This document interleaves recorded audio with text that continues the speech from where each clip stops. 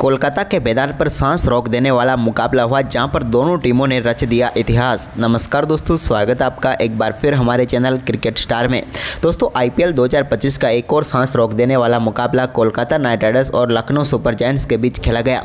तो दोस्तों हम आपको इस मुकाबले का पूरा हाईलाइट तो बताएंगे, लेकिन दोस्तों उससे पहले आप भी इस हाई स्कोरिंग मुकाबले को देख कर खुश हैं तो इस वीडियो को एक लाइक जरूर कर दें और साथ ही चैनल पर नए हैं तो चैनल को सब्सक्राइब करके बेल आइकन जरूर दबा लें। तो चलिए दोस्तों जानते हैं आज के इस बेहद ही शानदार व रोमांचक मुकाबले का पूरा हाईलाइट शुरुआत से ही कि कैसे दोनों टीमों ने दमदार परफॉर्मेंस करके दिखाया, लेकिन एक टीम को आखिरकार हार का सामना करना पड़ा। तो चलिए सबसे पहले बात कर लेते हैं आज के इस मुकाबले के टॉस की। तो दोस्तों आज के इस मुकाबले में सिक्का उछाला अजिंक्य रहाणे ने और गिरा भी उन्हीं के पक्ष में। रहाणे ने टॉस जीतकर आज गेंदबाजी का फैसला लिया, लेकिन दोस्तों ये फैसला उनके लिए उल्टा साबित हो गया जब पारी की शुरुआत करने उतरे एडन मार्करम और उनके साथ मिचेल मार्श दोनों बल्लेबाजों ने कमाल की शुरुआत की। जहां पर दोस्तों दूसरे ओवर की दूसरी गेंद पर स्पेंसर जॉनसन की गेंद को मिड विकेट की तरफ शानदार फ्लिक शॉट के जरिए चौके में तब्दील कर दिया एडन मार्करम ने।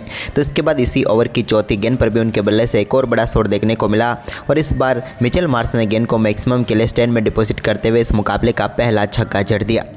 इसके बाद दोस्तों यहाँ पर शानदार परफॉर्मेंस जारी रहा एडन मार्करम का और एक बार फिर से जब चौथा ओवर लेकर आए स्पेंसर जॉनसन तो इनके ओवर की दूसरी गेंद पर एक शानदार शॉट उनके बल्ले से देखने को मिला और मिडो पर उन्होंने चौका जड़ दिया। तो वहीं पर ओवर की चौथी गेंद पर भी एक और शानदार चौका उन्होंने मिडोन की तरफ जड़ दिया, यानी कि यहाँ पर बैक टू बैक दो चौके उनके बल्ले से देखने को मिले। लेकिन ओवर की पांचवीं गेंद पर तो एक और बड़ा शॉट के साथ उन्होंने शानदार छक्का जड़ दिया। इसके बाद दोस्तों यहाँ पर एडन मार्करम और मिचेल मार्श का एक शानदार परफॉर्मेंस जारी रहा। जब हर्षित राणा छठा ओवर डालने आए तो उनकी पहली गेंद पर एक बड़ा शॉट के साथ गेंद को 6 रनों के लिए बाउंड्री लाइन के पार भेज दिया एडन मार्करम ने। तो वहीं पर इसके बाद दोस्तों इसी ओवर की पांचवीं गेंद पर भी मिचेल मार्श गेंद का सामना कर रहे थे तो उन्होंने भी बड़ा शॉट खेला सामने की तरफ और साइड स्क्रीन के ऊपर से गेंद को स्टैंड में पहुंचाया और 90 मीटर का शानदार छक्का जड़ दिया। इसके बाद दोस्तों यहां पर सातवां ओवर डालने आए सुनील नारायण के ओवर की दूसरी गेंद पर भी मिचेल मार्श ने एक और बड़ा शॉट खेला और गेंद को शानदार तरीके से डीप मिड विकेट के ऊपर से 97 मीटर दूर स्टैंड में डिपॉजिट कर दिया।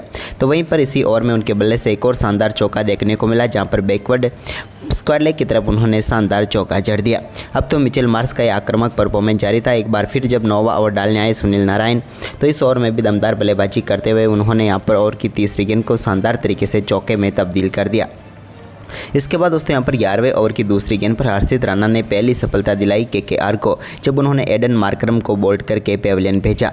मार्करम यहाँ पर अर्धशतक के बिल्कुल करीब थे, लेकिन निराश होकर पेविलियन लौटे क्योंकि 28 गेंदों पर 47 रनों की पारी खेलकर वो आउट हुए। उनके आउट होने के बाद यहाँ पर मिचेल मार्श को अपना अर्धशतक पूरा करना था तो उन्होंने 11वें ओवर की आखिरी गेंद पर एक शानदार शॉट खेला और इस पर चौका जड़ा और इस चौके के साथ इस बेहतरीन बल्लेबाजी करते हुए उन्होंने अपना शानदार अर्धशतक पूरा कर लिया। दमदार बल्लेबाजी एक बार फिर मिचेल मार्श ने यहाँ पर दिखाई और गोयनका जी को खुश कर दिया। इसके बाद दोस्तों यहाँ पर मिचेल मार्श के साथ मिलकर निकोलस पूरन ने स्कोर को आगे बढ़ाना शुरू किया। तो 12वें ओवर की 5वीं गेंद पर पूरन के बल्ले से एक और शानदार चौका देखने को मिला जब बैकवर्ड पॉइंट की तरफ गेंद को 4 में तब्दील कर दिया निकोलस पूरन ने। तो इसी ओवर की आखिरी गेंद पर भी उनके बल्ले से एक और चौका देखने को मिला।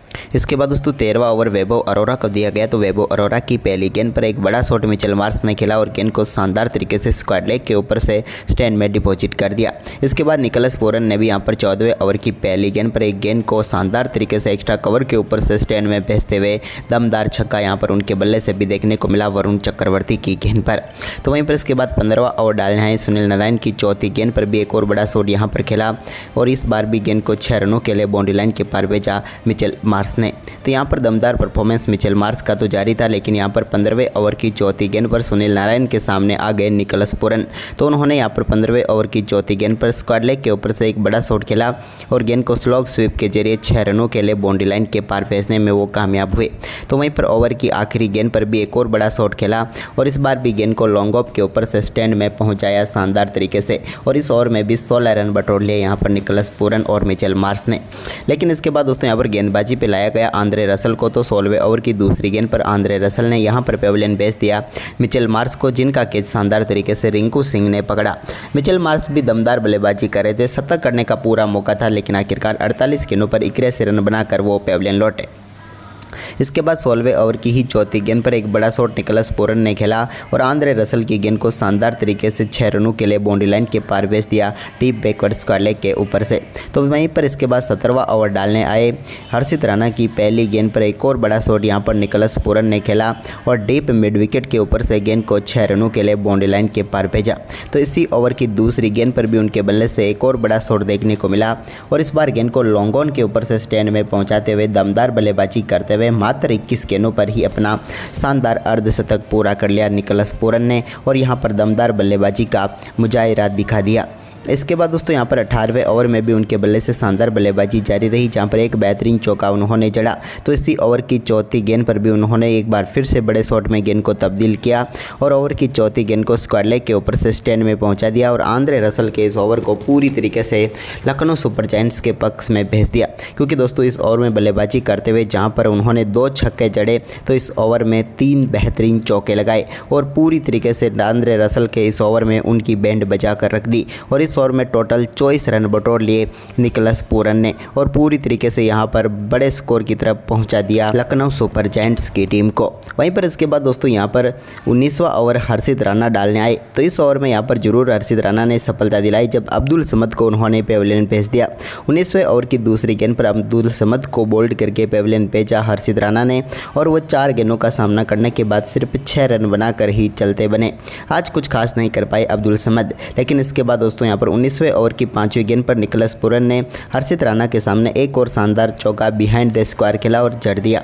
इसके बाद दोस्तों 20वें ओवर में भी सिर्फ एक ही चौका लगा जहां पर वेबो अरोरा की पहली गेंद पर पूरन ने चौका जड़ा था, लेकिन इसके बाद शानदार और आखिरी ओवर डालने में कामयाब हुए यहां पर वेबो अरोरा, जिसके चलते यहां पर निर्धारित 20 ओवर में लखनऊ सुपर जायंट्स की टीम 238 रनों तक पहुंच पाई और 239 रनों का लक्ष्य यहां पर रखा गया कोलकाता नाइट राइडर्स की टीम के सामने। लेकिन दोस्तों निकोलस पूरन जहां 36 गेंदों पर 87 तो वहीं पर मिचेल मार्श ने 48 गेंदों पर जो 81 रन बनाए उसने पूरी तरीके से इस मुकाबले में लखनऊ सुपर जायंट्स की टीम को मजबूत बना दिया। वहीं पर इस लक्ष्य का पीछा करने उतरी। तो दोस्तों आज के इस बड़े लक्ष्य का पीछा करने के लिए सुनील नारायण के साथ क्विंटन डिकॉक क्रीज पर उतरे तो पहले ही गेंद पंजे के साथ बाउंड्री लाइन के पार गई। इसके बाद सुनील नारायण ने एक बड़े छक्के के साथ अपनी पारी का शानदार आगाज किया जहां पर लॉन्ग ऑन के ऊपर से गेंद को स्टैंड में पहुंचा दिया।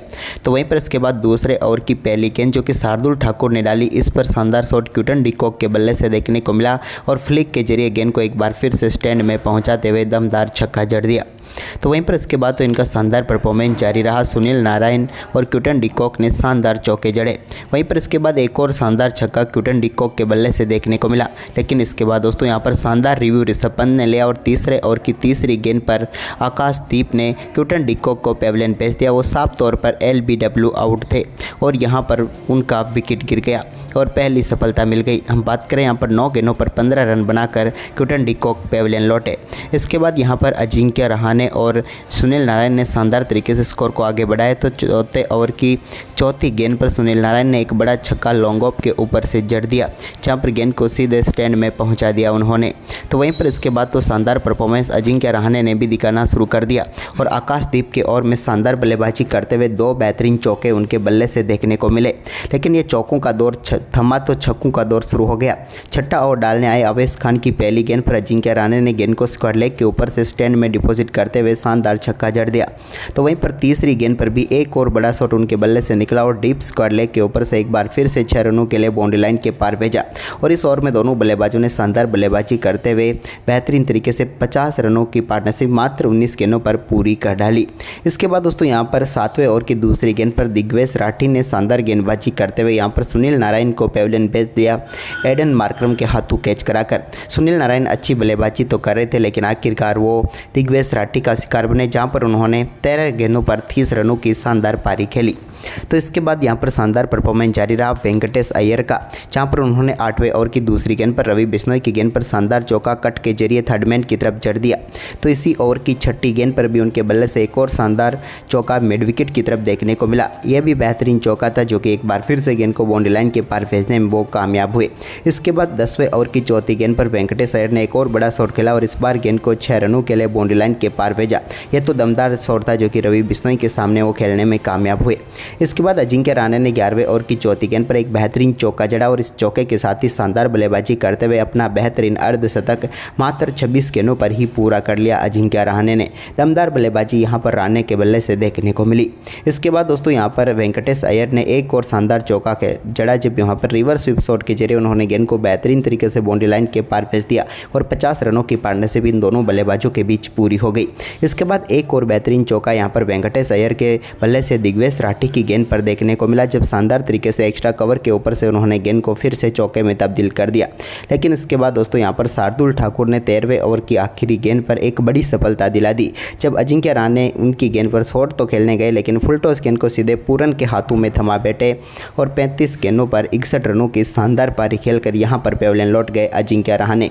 टीम को यहां पर जीत तक नहीं ले जा पाए अजिंक्य रहाणे। तो वहीं पर इसके बाद इसी ओवर में 14वें ओवर में शानदार गेंदबाजी करते हुए रवि बिश्नोई ने रमनदीप सिंह को भी पेविलियन भेज दिया। रमनदीप भी बड़ा शॉट खेलने के लिए जरूर गए लेकिन लॉन्ग ऑफ के ऊपर एडन मार्करम ने यहां पर शानदार कैच पकड़ा। हम बात करें यहां पर रमनदीप की तो वो 2 गेंदों पर 1 रन ही बनाकर पेविलियन लौट गए। इसके बाद अंग क्रिस रघुवंशी उतरे लेकिन इसी बीच वेंकटेश अय्यर ने एक शानदार चौका जरूर जड़ा, लेकिन इसी बीच एक और विकेट यहां पर अंग क्रिस के रूप में गिरा। तो इसके बाद वेंकटेश अय्यर भी ज़्यादा देर तक टिक नहीं पाए और इसके बाद तो आंद्रे रसल भी आज कुछ खास नहीं कर पाए और उस मुकाबले में KKR काफ़ी पिछड़ गई।